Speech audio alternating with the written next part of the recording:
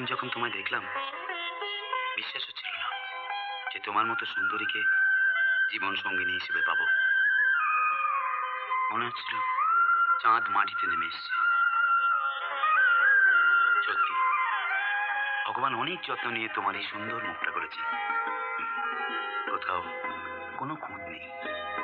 যেন আজকে আমার সবচেয়ে ভালো লাগছে, জীবনে কখনো ভাবতে পারিনি যে আমার হাতের রেখায় তোমার মতো রাজকন্যার নাম লেখা থাকবে।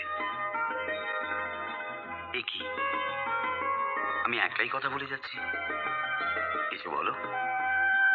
জানো কাকলি, তোমার হাসি দেখলে মনে হয় হাজার হাজার ফুল বাতাসে পাপড়ি মেলে ধরল।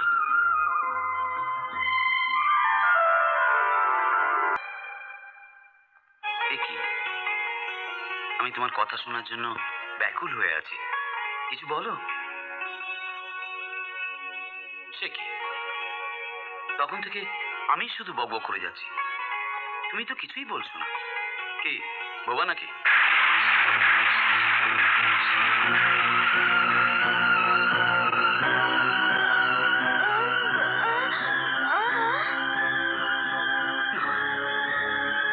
না, আমার সাথে এত বড় ধোঁকা না, এ হতে পারে না।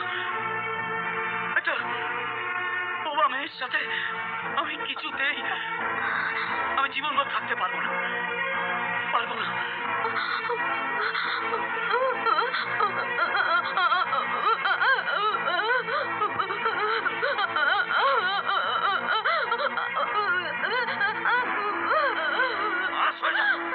আমার কাছে আসবে না, এ বিয়ে আমি মানি না। আজ থেকে তোমার আমার মধ্যে কোনো সম্পর্ক নেই, কোনো সম্পর্ক নেই।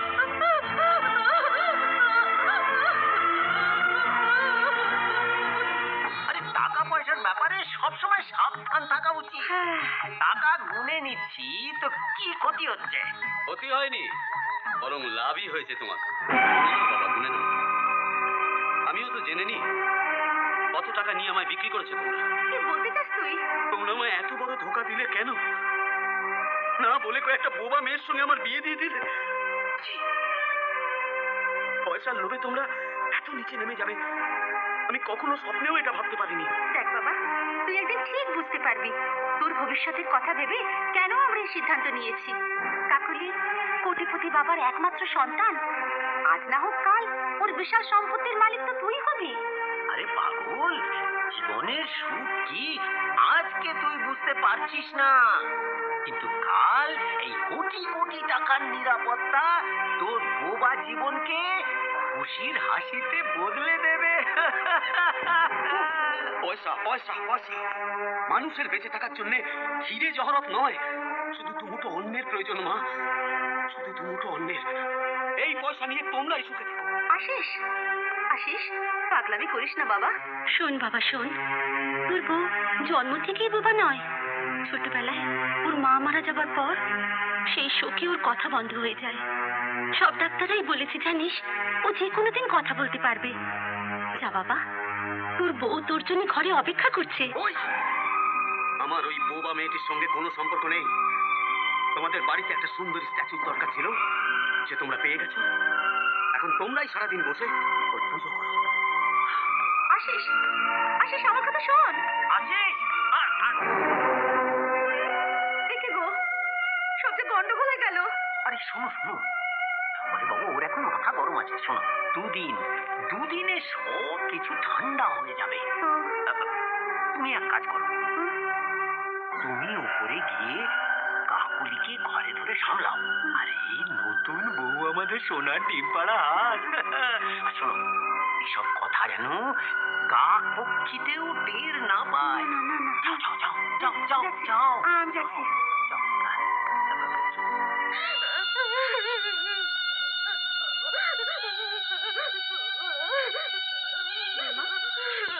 বৌমা, ওঠো। তুমি তুমি কাঁদছো মা? আসলে মেয়েদের দুঃখ তো মেয়েরাই বোঝে। কিন্তু আশিস যা করেছে সেটাই তো স্বাভাবিক। আমরা যে ওকে কিছু বলিনি।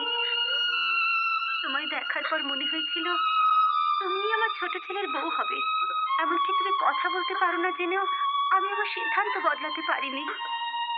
না, আমার মন তাতে সায় দেয়নি। আচ্ছা, বিয়ের পর যদি তোমার এই অবস্থা হতো তাহলে কি আমি তোমায় ঘর থেকে বার করে দিতে পারতাম? বলো বলো আমাকে।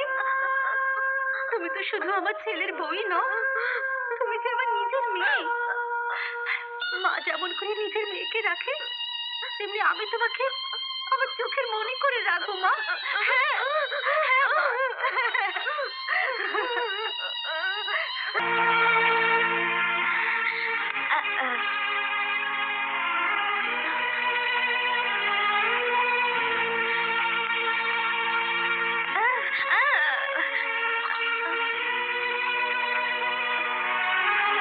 কতবার বলেছি তোমাকে আমি বেরোবার সময় সামনে আসবে না?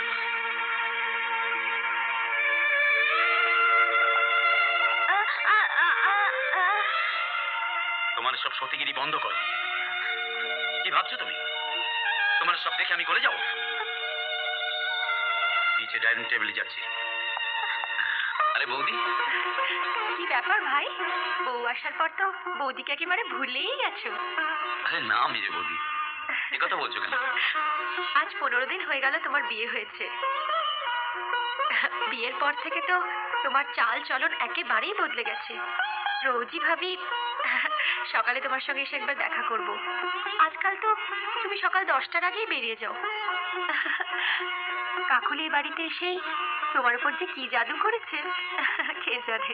এ বাড়িতে তো অন্য লোকেরাও থাকে নাকি? আচ্ছা কাকুলি, তোমার ওই জাদু আমাকে একটু শিখিয়ে দাও না গো। মেজে বৌদি, আমার অনেক দেরি হয়ে যাচ্ছে, আমি চলি। হ্যাঁ,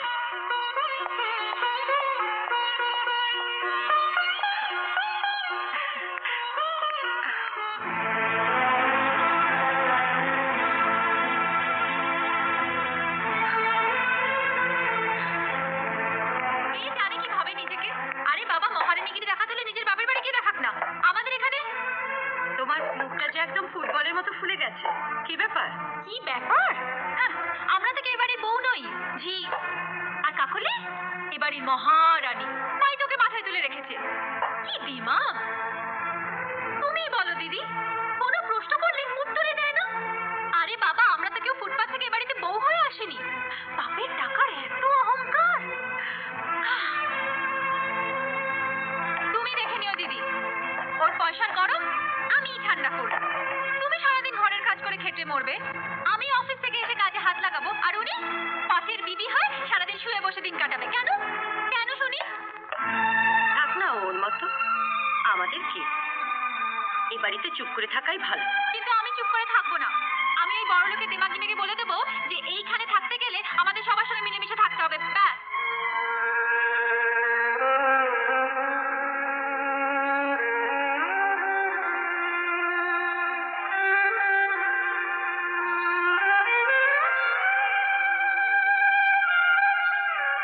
একটা বোবা মেয়ের সঙ্গে আমি আমার সারাটা জীবন কাটাতে পারবো না। আজ থেকে তোমার আমার মধ্যে কোনো সম্পর্ক নেই, কোনো সম্পর্ক নেই, কোনো সম্পর্ক নেই, কোনো সম্পর্ক নেই।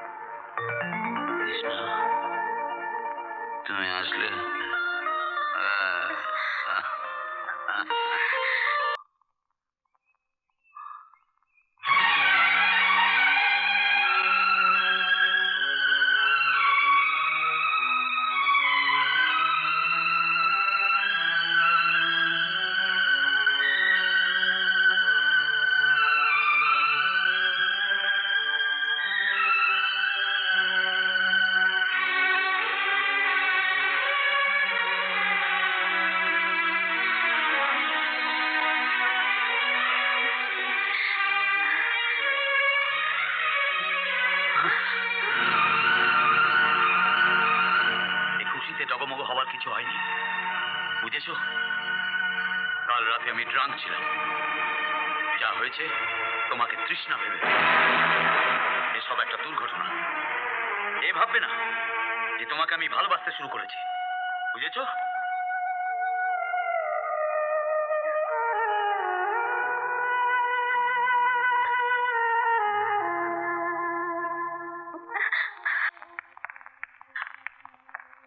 কি ব্যাপার দিদি? তুমি এই সময় ঘর মুছছো? মা মন্দিরে গেল তো, তাই পুজোর জোগাড় দিতে গিয়ে দেরি হয়ে গেল। ও, এ কি তুমি আজ একা অফিসে যাচ্ছ যে? না মানে ওর আজকে একটু আর্জেন্ট কাজ ছিল বলে আগে বেরিয়ে গেছে। ও দিদি শোনো, কি আজ তো বাড়িতে কেউ নেই। তো কি, আজ যখন বাড়িতে কেউ নেই তখন এই মহারানীকে উচিত শিক্ষা দেওয়ার এটাই উপযুক্ত সময়। এরম সময় বারবার আসবে না মানে? আমি তো ঠিক বুঝতে পারলাম না। তুমি শুধু দেখে যাও দিদি, আজ কাকলির অহংকার ধুলোয় মিশিয়ে তবে আমি ছাড়বো।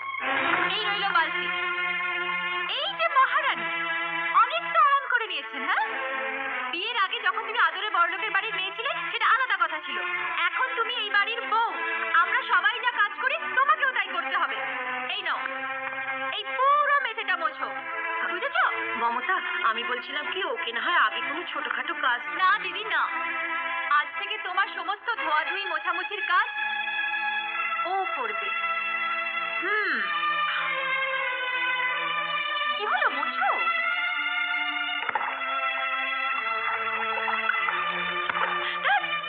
এভাবে কেউ ঘর বসে কি?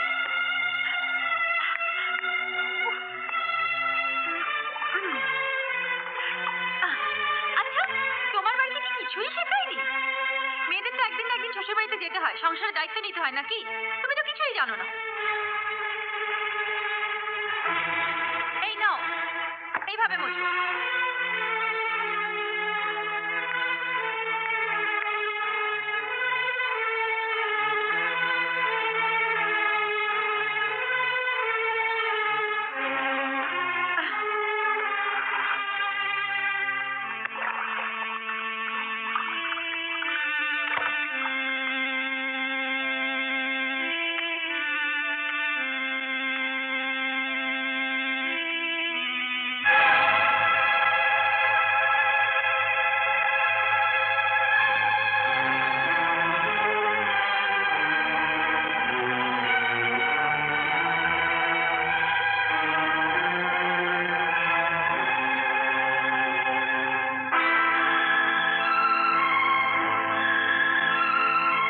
আমার মেয়েকে দিয়ে এইসব কাজ করছো তোমরা? এত বড় বাড়িতে একটা ঝিঝে করো নেই? ওকে দিয়ে এইসব কাজ করতে লজ্জা করছে না তোমাদের? লজ্জা তো আপনার হওয়া উচিত। মেয়েকে শ্বশুর বাড়িতে কি করতে হয় সেটাও তো আপনি শেখাননি। সকলের ভালো করো মা। ও মা, বেআই মশাই আপনি হঠাৎ? বাবা, আমাদের কি সৌভাগ্য। হঠাৎ না এসে বললে তো আসল ঘটনা নিজের চোখে দেখতেই পেতাম না। আচ্ছা, সেদিন তো আপনারা অনেক বড় বড় কথা বলেছিলেন। কাকলিকে নিজের মেয়ের মতো বুক দিয়ে আগলে রাখবেন, এইটা নমুনা। এখানে ওর অবস্থা তো বাড়ি যেতেও খারাপ। শ্বশুর বাড়িতে সব মেয়েকেই কাজ করতে হয়, তাকে নিশ্চয়ই ঝিঝিরি বলে না? আর তাছাড়া আপনার অন্ধ স্নেহী কিন্তু এত দিমাকি হয়ে গেছে। চুপ করো, তোমার এত বড় সাহস হলো কি করে যে তুমি ওকে দিয়ে কাজ করো? অসভ্য মেয়ে, ওই আমি কি করি?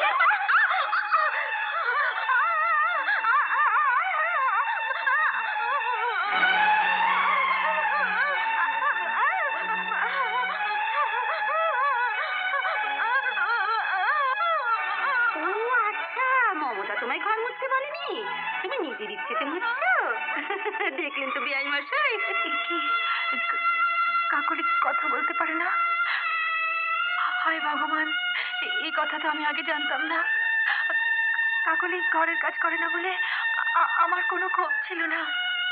আমি ভাবতাম ও খুব বড় লোকের মেয়ে বলে পয়সার গরমে বোধহয় আমাদের সাথে কথা বলে না। আমি আমি ওর ওর চুপ করে থাকাটাকে আমি অহংকার বলে ভুল করেছিলাম মেসমশাই। আমি আমি আমি অনেক অন্যায় করে ফেলেছি, ভুল করেছি, না জেনে অনেক দুঃখ দিয়ে ফেলেছি। আমাকে ক্ষমা করে দিন মেসোমশাই, প্লিজ। ও ও আমাদের সকলের আদরের ছোট বউ, আমাদের বোন। ওকে দিয়ে আমরা কেন কাজ করাবো? মেসোমশাই, আমি আপনাকে কথা দিচ্ছি, আমি এ বাড়িতে থাকতে কাকলির কোনো কষ্ট হবে না কোনোদিন। এটা আমার প্রতিজ্ঞা। আপনি আপনি বসুন মেসোমশাই। বসার সময় নেই মা, একটা জরুরি কাজে শহরে এসেছিলাম, এখনই ফিরে যেতে হবে। আমার কথায় তুমি কিছু মনে করো না মা। আসলে কি জানো, একমাত্র মেয়ে তো, তাই ওর কষ্ট আমি কখনো সহ্য করতে পারি না। আপনি আপনি এই কথা বলে আমাকে লজ্জা দিচ্ছেন কেন মেসোমশাই? আপনি আমার বাবার সমান, আর সব বাবারই অধিকার আছে তার মেয়েকে শাসন করার। তুমি সুখী হও মা, আজ থেকে কাকলির সব ভার আমি তোমার হাতে তুলে দিলাম।